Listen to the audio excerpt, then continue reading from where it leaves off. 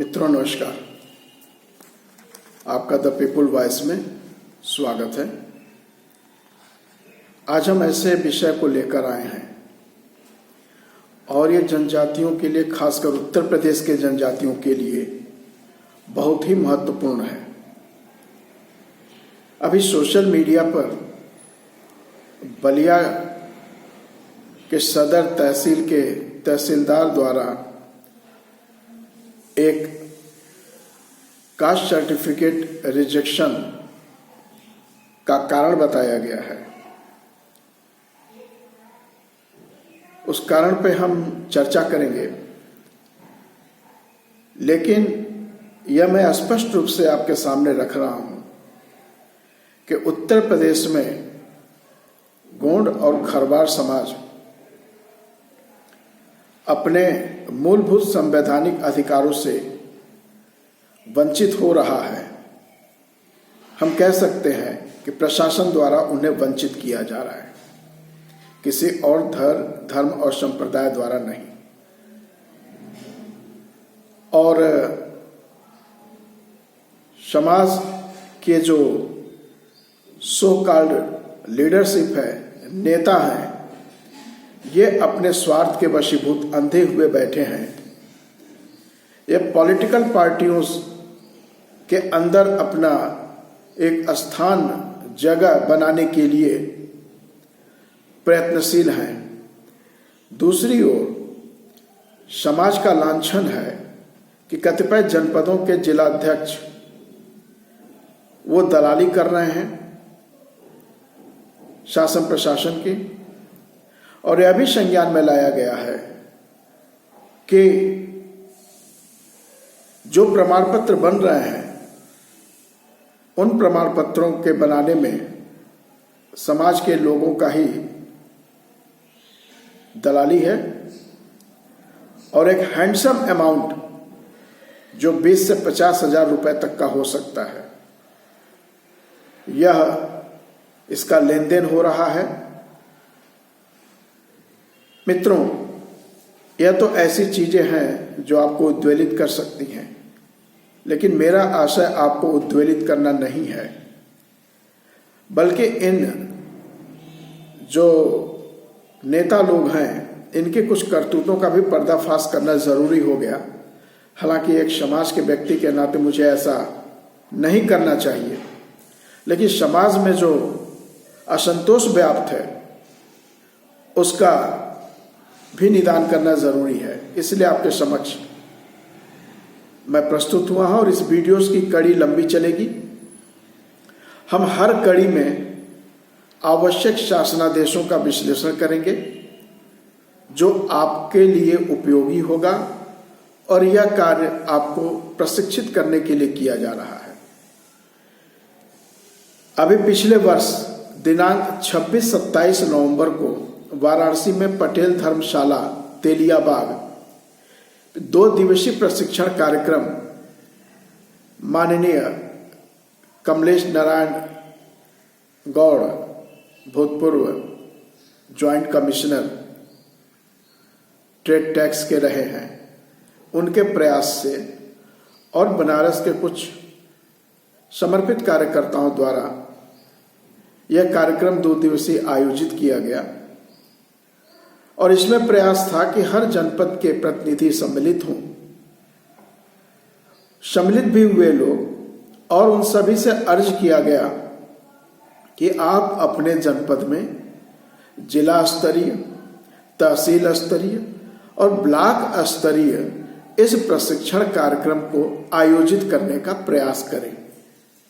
ये एक humble request सबके सामने रखी गई, लेकिन उस कार्यक्रम के बाद किसी भी जिले में, चूंकि यह कार्यक्रम वाराणसी में हुआ था, तो वाराणसी की बात समझ में आती है कि इन्होंने नहीं आवश्यकता महसूस की, ये बहुत ज्यादा सीट पड़ गए थे। लेकिन अन्य किसी भी जनपद में, मिर्जापुर, बलिया, गाजीपुर,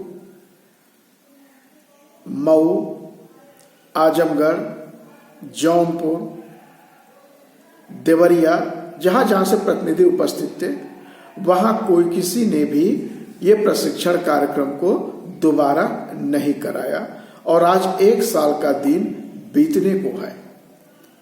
साथियों, जब हम संघर्ष करने के लिए आगे आते हैं तो हमारे पास उस संघर्ष का समयानुकूल हथियार होना चाहिए और सबसे बड़ा हथियार ज्ञान है, जानकारी है, इंफॉर्मेशन है। उस इंफॉर्मेशन, जानकारी, ज्ञान का कैसे उपयोग किया जाए, यह उसकी रणनीतिक कौशलता दर्शाती है।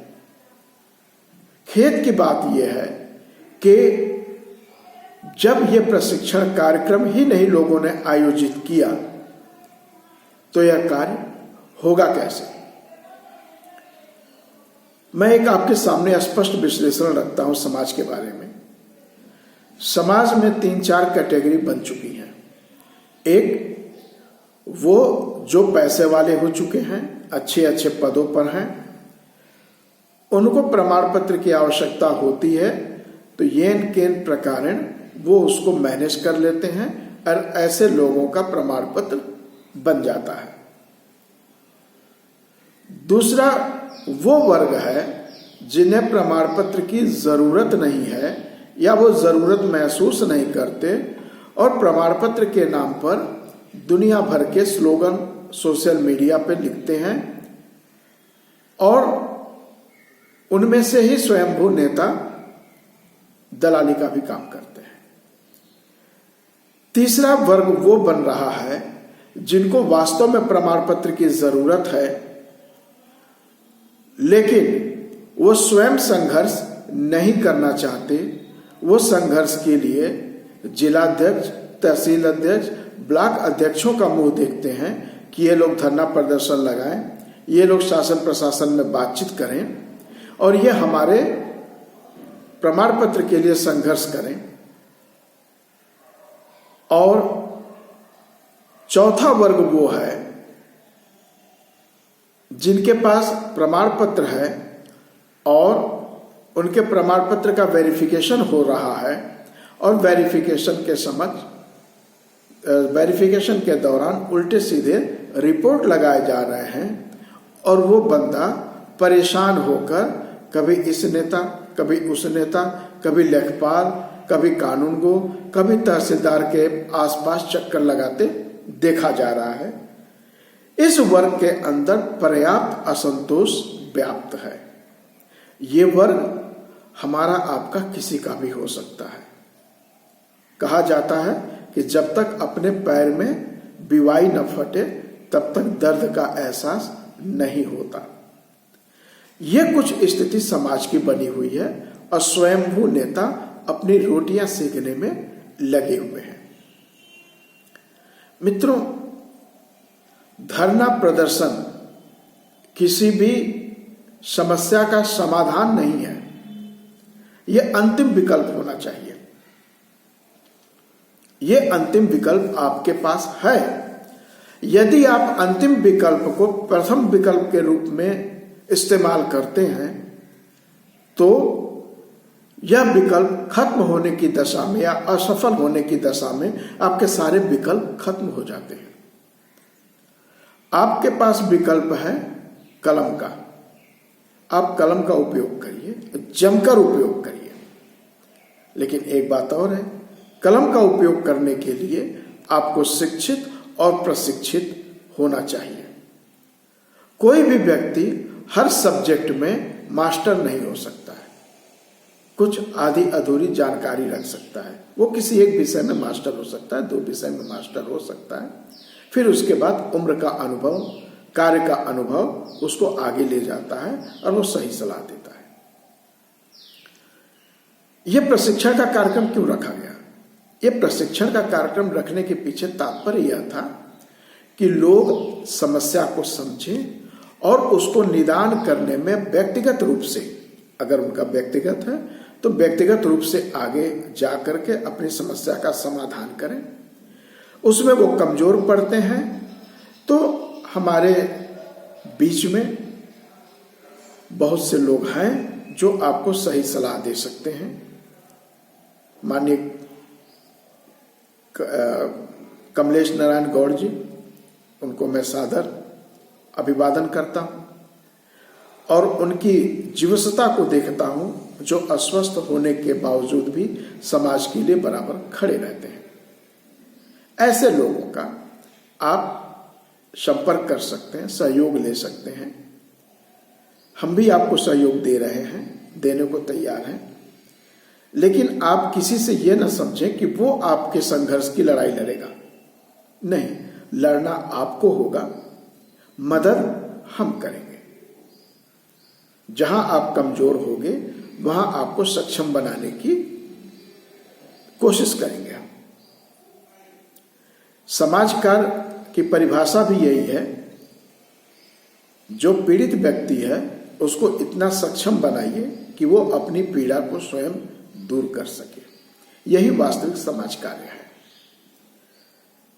और अगर आप उसकी पीड़ा दूर करने के बजाय उसके काम को करा देते हैं तो वो आपका एहसानमंद तो होगा, लेकिन फिर वो अपनी पूरी जिंदगी में अपना स्वयं का काम नहीं कर पाएगा और इस तरह से समाज अक्षमता से ग्रसित होता जाएगा, उसकी सक्षमता समाप्त होती जाएगी।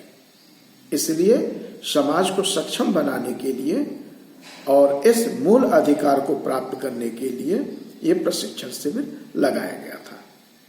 एनीहाउ, जो लोग नहीं आए, नेताओं को क्या कहा जाए वो बात भी अलग है। आपको क्या कहा जाए, आप भी समय नहीं देते हैं। ऐसे प्रशिक्षण कार्यक्रम आपको बराबर अपने जनपद में, ब्लॉक में, तहसील में कराना चाहिए। हम कह रहे हैं 1000-2000 की भीड़ थोड़ी चाहिए। पढ़ाई के क्लासरूम में कितने लोग होते हैं? 25 से 40 लोग। बस एक क्लासरूम की व्यवस्था करनी है आपको। कहीं भी आप कर लीजिए, अपने घर में कर लीजिए, अपने दरवाजे पर कर लीजिए, अपने बगीचे में कर लीजिए, कहीं भी कर सकते हैं। 40 आदमी को बैठने के लिए कितना समय चाहिए? आप उनके चाय, नाश्ते, पानी, खाना का किसी का इंतजाम मत करिए। एक घड़े में पानी रख दीजिए, एक बाल्टी में पानी रख दीजिए, बहुत है वो। आप भाग क्यों रहे हैं संघर्ष करने से? प्रशिक्षित होइए ना। अभी जब से गाजीपुर जिलाधिकारी ने कहा कि हम शासनादेश 129 दिनांक 3 नवंबर 2021 के तहत जाति प्रमाण पत्र बनाएंगे, उसमें बहुत कुछ स्पष्ट लिखा हुआ है, लेकिन आज तक वो प्रमाण पत्र नहीं बना है। आइए हम उसी पे बात करेंगे, संक्षेप में बात करेंगे, क्योंकि वीडियो लंबी होने से भी आप लोग देखते नहीं हो और रेदर हम एक सीरीज में बात करेंगे। तो आज हम सबसे पहले आपको ये दिखाना चाहते हैं आपके समक्ष। अगर आप पढ़ सकते हैं तो अच्छी बात है, मैं पढ़ के सुनाता हूं। गोंड जनजाति की समस्या, जो हम लोगों ने समस्याओं को सन 78 से झेला है, आप सभी को मालूम है। 1976 में एरिया रिस्ट्रिक्शन तोड़ते हुए गोंड और कोरी समाज को अनुसूचित जाति में सम्मिलित किया गया था और तब से यह जाति कभी भी सुगमता पूर्वक इसको जाति प्रमाण पत्र नहीं जारी हुआ। 1978 में एक पिटीशन डाला गया जिसमें लिखा कि इनके साथ छुआछूत का व्यवहार नहीं आता, अतः इन्हें शेड्यूल कास्ट की कैटेगरी में नहीं रखा जा सकता। लखनऊ बेंच में ये पिटीशन थी और उसमें भारतवर्षीय गोंड महासभा ने अपनी जवाबदेही अपने वकील लगाए और उसका निर्णय भी आया और उस निर्णय में स्पष्ट लिखा था, एक बार राष्ट्रपति की आज्ञा जारी हो जाने के बाद किसी भी एग्जीक्यूटिव को कोई पावर नहीं है कि वो उसमें कोई फेरबदल कर सके। दूसरा महत्वपूर्ण बिंदु यह था कि अनुच्छेद 17 के अनुसार अस्पृश्यता को समाप्त कर दिया गया है और यह दंडनीय है, तो यह प्रशासन का कार्य है कि अस्पृश्यता को बढ़ावा न दें और जहां इस तरह की घटनाएं आती हैं उनके विरुद्ध नियमों के तहत, कानूनों के तहत कार्रवाई की जाए। और अस्पृश्यता कहीं आधार नहीं है अनुसूचित जाति में सम्मिलित होने का। उसी के अंतर्गत यह भी था कि जब एरिया रिस्ट्रिक्शन समाप्त कर दिया गया है तो उत्तर प्रदेश में जहां भी गौड़ जाति के लोग निवास करते हैं वह सभी अनुसूचित जाति की सुविधा पाने के लिए हकदार हैं।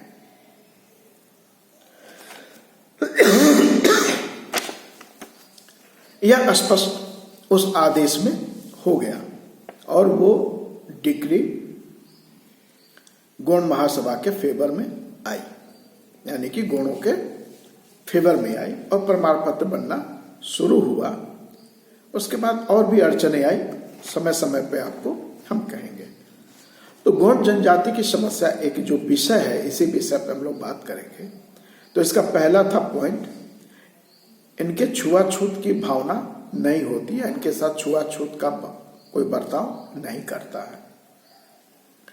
दूसरा बिंदु है, इनका मुख्य व्यवसाय दाना भूनना है, जिसके कारण इनको भड़भूजा कहा जाता है। शादी विवाह के अवसर पर यह पानी भरने का कार्य करते हैं, जिसके कारण इनको भड़भूजा या कहार जाति कहा जाता है। तीसरा बिंदु है, यह यहीं के मूल निवासी हैं, जो आपका नेटिव प्लेस है, आप लिखते हैं ना कि हम कहीं से विस्थापित होकर नहीं आए, यहीं के मूल निवासी हैं। इनके पूर्वजों का संबंध मिर्जापुर के दक्षिणी भाग कैमूर रेंज, यानी जो आज सोनभद्र कहा जा रहा है, में निवासरत गौड़ जाति का संबंध नहीं पाया जाता है और ये वहां से विस्थापित होकर नहीं आए हुए हैं।